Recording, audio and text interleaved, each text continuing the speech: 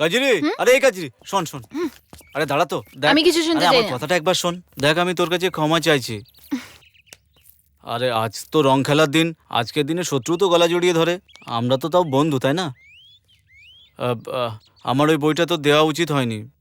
আমাকে তুই মাফ করে দিয়েছিস না? তবে ওই দিন আমারও তোকে চড় মারা উচিত ছিল না। আমাকে ক্ষমা করে দে। মানে তুইও আমাকে মাফ করে দিয়েছিস?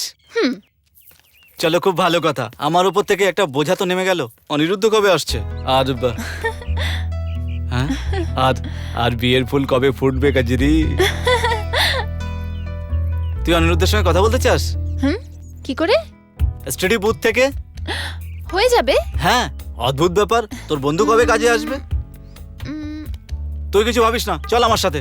না। তুই চল না আমার সাথে। আরে শোন তো, আরে চল শোন না। না।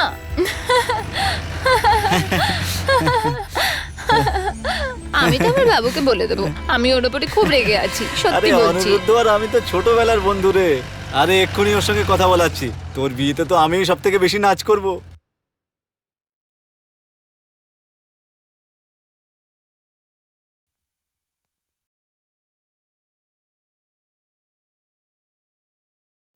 হে ভগবান, এই মেয়েটা যে কোথায় রয়ে গেল। এত রাত হয়ে গেছে, ওর আসার কোনো ঠিক ঠিকানাই নেই। কবে যে ওর বুদ্ধি শুদ্ধি হবে। ওর বাবাও তো এখনো ফিরে আসলেন না, আর এই কাজরিটাও নিজের বন্ধুদের সাথে খেলছে। ছোটবেলায় আমরা একসাথে কত খেলেছি কাজরি, মনে আছে? রঞ্জন, অনেক রাত হয়ে গেছে। বাবা একটু চিন্তা করবেন। তুই একেবারে চিন্তা করিস না, আমি আছি তো তোর সঙ্গে। আমি সব বলে দেবো যে তুই আমার সঙ্গে ছিলি। হ্যাঁ সেটা তো ঠিক আছে, কিন্তু কিন্তু আমি ভাবছিলাম যে যদি কাল আমরা আসি। আরে তুই একেবারেই চিন্তা করিস না, একবার কথা বলে নে, তারপরে চলে যাস। রঞ্জন চলো ফেরত যাই। অনিরুদ্ধের সঙ্গে কথা বলবি না নাকি? হ্যাঁ,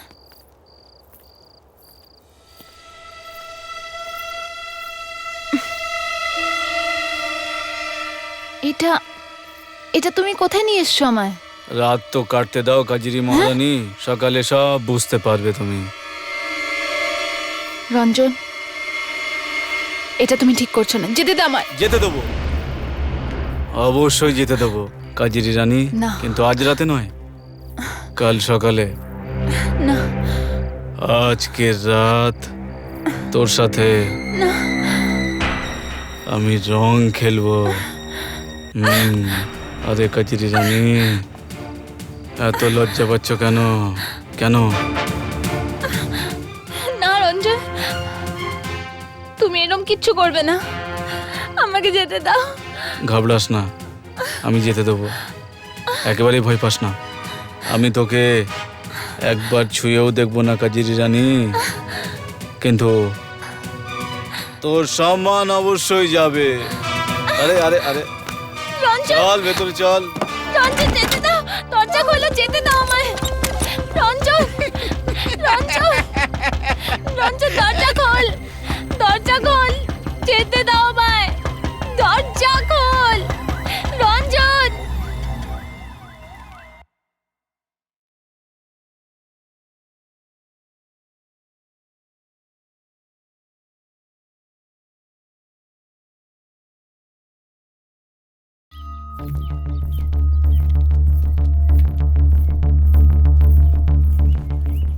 আরে আমি একটা কথা বলবো, আমাদের গ্রামে তো সবাই কাজরির সম্মান করে, কিন্তু রঞ্জনটা তো অন্য গ্রামের ছেলে।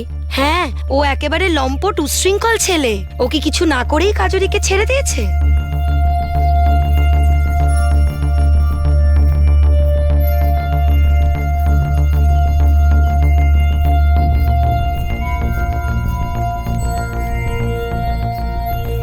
এই কাজরি, এই কাজরি, কাজরি, তুই কোথায় ছিলি? বল না। নাও, এসে গেছে নোংরামি করে। পুরো রাত ও রঞ্জনের সাথে ছিল। একটু আস্তে বল, পুরো গ্রামের সম্মানের ব্যাপার।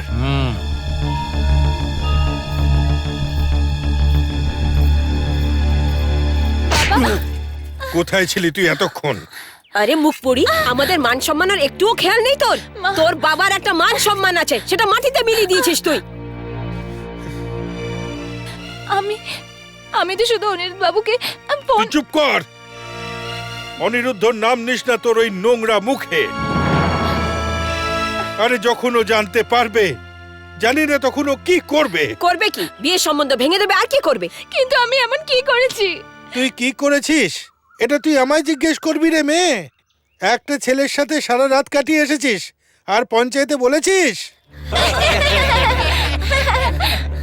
আমি সত্যি কথা বলছি কাকু। তুই আমাকে কাকু বলবি না। এখানে আমি তোর কাকু হিসেবে নয়, পঞ্চায়েত প্রধান হিসেবে বসেছি। এই গ্রামবাসীরা তোকে নিজের মেয়ের সম্মান দিয়েছে, তোর সব দুষ্টুমিকে এরা ক্ষমা করেছে, কিন্তু এখন এটা গ্রামের সম্মানের প্রশ্ন। মানছি কাজরি রঞ্জনের সাথে এক রাত ছিল, তার মানে এটা তো ঠিক কথা নয় যে ওর চরিত্রের ওপর তোমরা আঙুল তুলবে। তাহলে কি ও সারা রাত ধরে রঞ্জনের হাতে রাখি বাঁধছিল? কাজরির বাচ্চা না হয়ে যায়। মেয়েদের পেট আর মরুভূমির বালি চাইলে লোকানো যায় না। শালাই যৌবনটাই পাপে। একজন ইয়ং ছেলে আর একজন ইয়ং মেয়ে যদি একসঙ্গে রাত কাটায় তাহলে ধৈর্যের বাঁধ তো ভাঙবেই। বাকি এর চরিত্র গ্রামের সবাই তো জানেই। এই মামলাটা আমার ছেলের নয়, এই মামলাটা হচ্ছে কাজরির চরিত্র নিয়ে। আমি তোকে জিজ্ঞেস করছি কাজরি, আমার ছেলেকে তোকে জোর করে তুলে নিয়ে গেছিল? কি রে কাজরি, এবার এনার প্রশ্নের উত্তর দে তুই। না, হ্যাঁ, ও আমায় নিজের গাড়িতে। এ একদম মিথ্যে বলছে, আমি ওকে নিজের চোখে দেখেছিলাম। আরে প্রথমে তো এ রঞ্জনের সাথে খুব হেসে হেসে কথা বলছিল, আর তারপরে নিজের ইচ্ছেতেই ওর মোটর গাড়িতে বসে ওর সাথে চলে গেল। কি গ্রামবাসীরা, আমি একদম ঠিক কথাই বলছি না? একদম ঠিক বলছো, একদম ঠিক। এটা কি সত্যি? হ্যাঁ, আমায় বলেছিল কে অনিরুদ্ধ বাবুর সাথে ফোনে কথা বলিয়ে দেবে, তারপর? কিন্তু আমায় জোড়াজুড়ি করে একটা খালি জায়গায় নিয়ে গেল আর সারা রাত নিজের সাথে থাকার জন্য বাধ্য করলো, যাতে যাতে ও আমার সাথে প্রতিশোধ নিতে পারে। প্রতিশোধ? কিসের প্রতিশোধ? ওটা আমি ওই দিন এই গ্রামের সবার সামনে আমি চড় মেরেছিলাম, ওটারই প্রতিশোধ। আর রঞ্জন তার বদলা নিয়ে নিয়েছে। হ্যাঁ, তুই কি কথা বলছিস রে মেয়ে? তোর মধ্যে কোনো লজ্জা শরম বাকি আছে? একবার তো তুই এটা বলছিস যে রঞ্জন তোর থেকে বদলা নিয়ে নিয়েছে, আবার অন্যদিকে তুই বলছিস যে রঞ্জন তোকে কিছুই করেনি। আসল সত্যটা কি? আমি সত্যি বলছি, আমার সাথে এরকম কিছু হয়নি। তুমি তুমি বলো না রঞ্জন। হ্যাঁ, না, আমি কাজরির সাথে এরকম কিছুই করিনি। এবার আপনারা বলুন, আপনাদের রায়টা কি?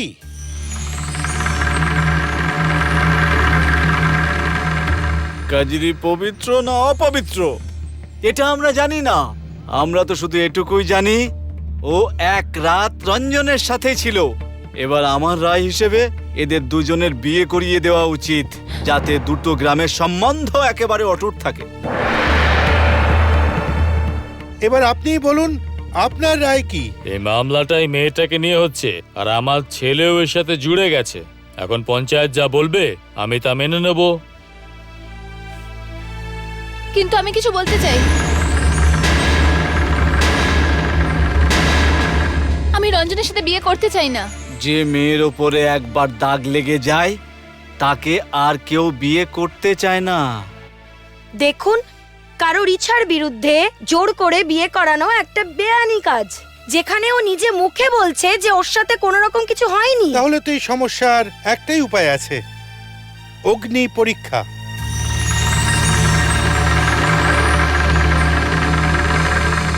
অগ্নি পরীক্ষা? সালা, এই দেশে মেয়ে হয়ে জন্মানোটাই একটা পাপ, আর তার থেকে বড় পাপ হলো যুবতী হয়ে লোকেদের নজর থেকে নিজেকে বাঁচানো। পাপের উপরে পাপ, পাপের উপরে পাপ।